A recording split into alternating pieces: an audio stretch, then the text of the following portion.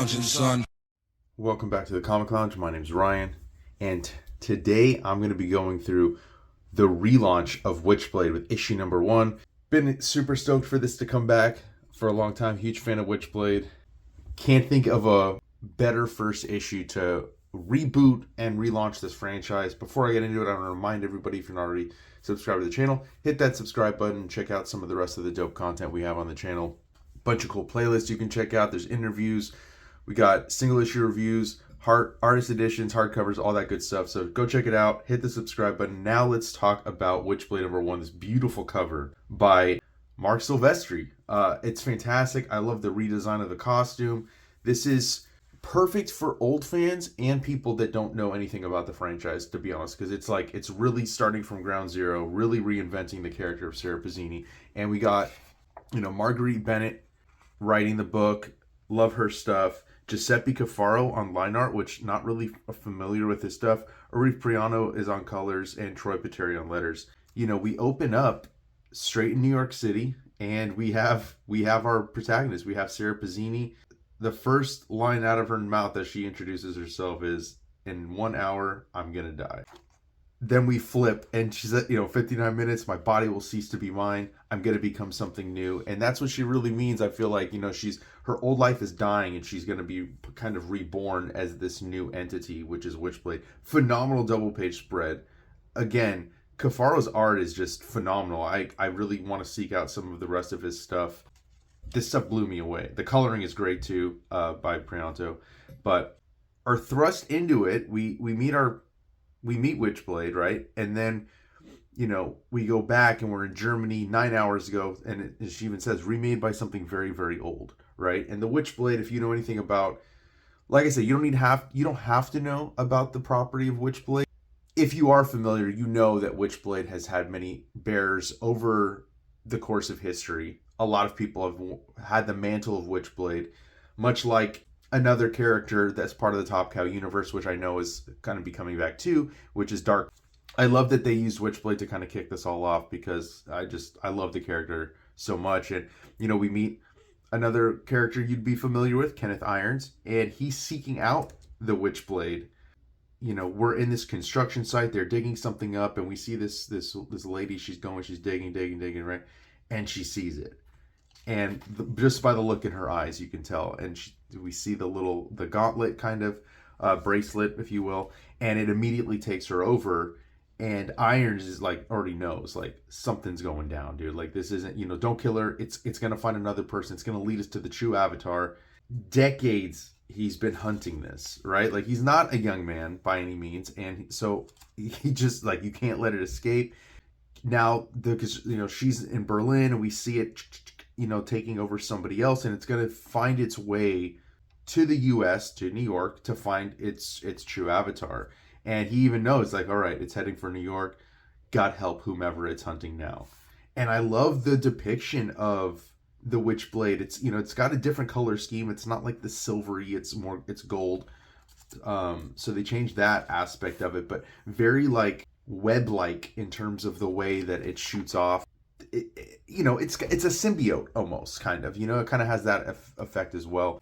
And so now we're going to get a little bit of backstory of Sara. She talks about how she's a cop because of her dad. He tried to stop bad things from happening. He did what he did for the right reasons, and she wanted to grow to be like him. He was trying to, kind of stop the corruption of the police force and the brutality and all the stuff they were doing, and he lost his life for it. And you can see by what these cops are saying, you should have played ball, right? You're too much of a Boy Scout.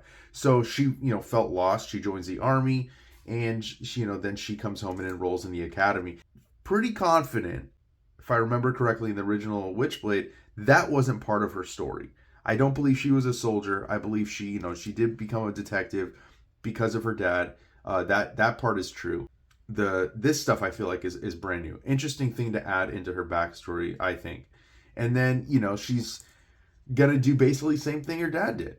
She's gonna try to stop them from the inside, and she wants to find her father's killers. And very, very tried and true kind of thing, in comic books of, the protagonist's parents die, they want revenge or something like that. But she's definitely not probably easiest comparison would be Batman, right? He wanted to go after the crime because his parents were murdered in front of him. Sarah's not the same type of person, right? And then, you got Michael Yee, her partner, who I remember from the original. Nicole Berkshire, I feel like might be new as well. But so she's going undercover, right? She's going to these like human traffickers, and they think they're gonna, as she says, buy a cop today and get her under their payroll, right? And under their thumb. So she comes in, we meet this dude, Winter, kind of testing her, right? And he even says it. So you were a SOG, which is Special Operations Group. So that's another thing. She's part of a Black Ops wing of the military.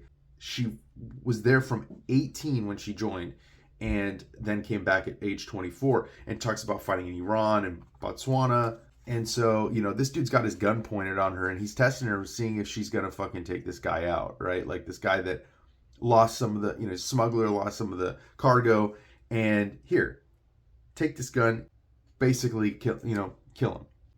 As this is playing out, we come back to the airport, and the Witchblade's making its way to its inevitability, which is going to be Sara Pezzini, obviously.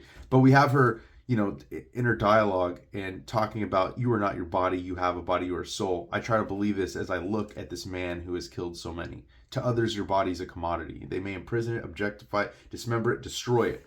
Your body is a tool, perhaps the greatest physical tool you will ever have, but it's not all you are. You are what you have thought with that body, felt with that body, done with that body. That tool that does and does not define you.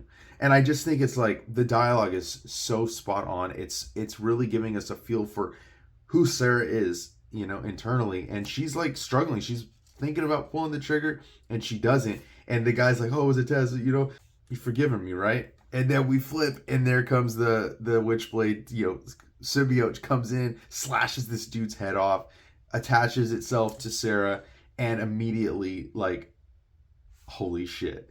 And you see the eyes glow, you see the bracelet glowing, and then you flip, and we get this phenomenal double page spread. I love these kind of things, man. This is what I love about comics. I mean, really utilizing the medium, and Giuseppe Cafaro just like kills it. We immediately get the transformation of Sarah into the Witchblade. We see the costume full blown, and then the panels the way separate the panels with the Witchblade, I just thought was phenomenal. And she like even says it. At first, I think I'm drunk, or that spinely, spidery, whatever the fuck, just shot me up with something. But oh, the warmth, the languor, the desire. Every idea seems like a good idea. Every action seems within my grasp. I can feel cells multiplying inside of me. I can feel muscles bulging, fat blossoming, my bones stretching, strengthening, hardening like oak trees. Like, describing the transformation into the Witchblade is just like amazing. Then we flip again, we come back regular, and we see she doesn't know what she's become. She's attacking all these people and making like quick work of them. The confidence with which she does it, like she just like doesn't, there's no hesitation, and that's gotta be her Black Ops training, right? But what happens? She gets shot. She's bleeding out. And the Witchblade pulls the bullet out of her. And then she's like, she wakes up and she's just like, what the fuck, So she makes her way out. She like out of the room, and she goes straight down to, like, as she said, the human traffickers were doing, and she frees all of these people. Her partner comes up, like, you need to just sit here for a minute. She's like, I'm fine, just need to go home. And then we get another character well known to the Witchblade universe. We get Nottingham here, and he calls Irons, and he's like, I know who has the Witchblade. And that's how we end the first issue. Great cliffhanger again. And I just want to mention again that this really is very inclusive. You don't have to know anything about Witchblade. Nothing. And you're going to get exactly what you need out of this book. And for the old fans, this is such a great way to reboot it and start from scratch, for almost 30 years later. And it's off to a great start. Got a little bit backstory on the creative team. Like I said, I wasn't familiar with Giuseppe stuff, but, talks about some of the stuff he's done.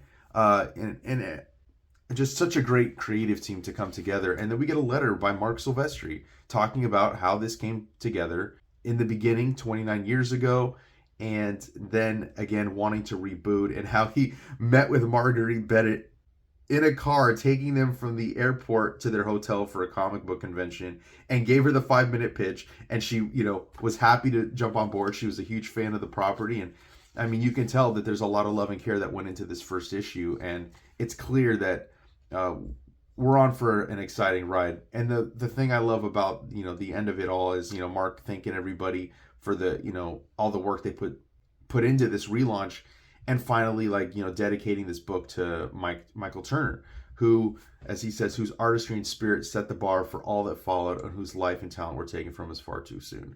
I thought that was a really nice touch. Michael Turner being one of the co-creators of Witchblade, and just one of the greatest artists of his generation. Definitely, like as Mark said, taken far too soon. And this was really cool, a cool little bonus that I didn't, wasn't expecting. We get some character designs by Mark Silvestri, who, if you read his Batman Joker, man, his art is on another level right now. I mean, he's doing the work of his career with that book. And then we get some more character designs by Giuseppe Cafaro, based on Silvestri's redesign. Get Ian Nottingham, Captain Joe, and then we get some page process, which is pretty dope. Get from layouts to inks to colors and letters for a few of the pages. And then we get all the covers in the background, in the back. Fine. And then at the end, we get all the covers. Some really great variants for here, whether it's, the black and white line art or the color stuff. I love this, this cover by Danny. It's J. Scott Campbell covers, so dope. Belstankevich. I mean, look at this. Then the convention exclusive and Top Coat store exclusives as well. Cover for issue 2. If you were a fan of Witchblade in the 90s like I was, you definitely got to pick this book up. And if you've never read Witchblade, this is a great time to jump on board. And if you haven't read Witchblade, you read this. The great thing about it is they collected there's 3 volumes of compendiums of the original Witchblade run that Top Cow has released, and I highly recommend picking those up as well. Very excited to see where this series goes from here. And so go pick it up, and while you're at it, make sure you like, follow, subscribe, hit that bell icon so you're notified every time a new vid drops. And on that note, I'm out.